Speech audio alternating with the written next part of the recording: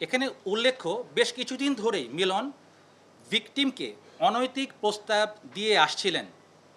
ঘটনার পূর্ব রাতে আসামি ভিকটিমের বাসায় যখন তিনি খাবার আনতে যান, তখন পুনরায় ভিকটিমকে অনৈতিক প্রস্তাব প্রদান করেন। ভিকটিম আসামির প্রস্তাবে রাজি না হয়ে তাকে গালিগালাজ করেন এবং আসামি ভিকটিমের রূঢ় আচরণে ক্ষিপ্ত হয়ে পরদিন তার বিরুদ্ধে একটা প্রতিশোধের সিদ্ধান্ত গ্রহণ করেন।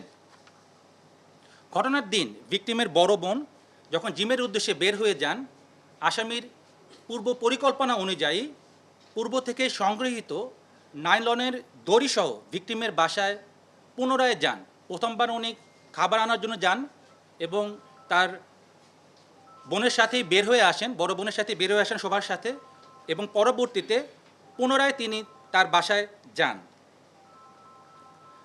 এবং অনৈতিক প্রস্তাবের ব্যাপারে আবার তাকে জানান।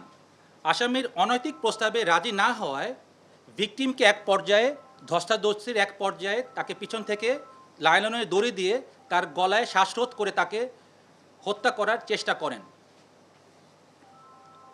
পরবর্তীতে ভিকটিমের চিৎকার চেঁচামেচির লোক সমাগম হওয়ার ভয়ে রান্নাঘরে থাকা বটি দিয়ে আসামি ভিকটিম গলা কেটে হত্যা করেন।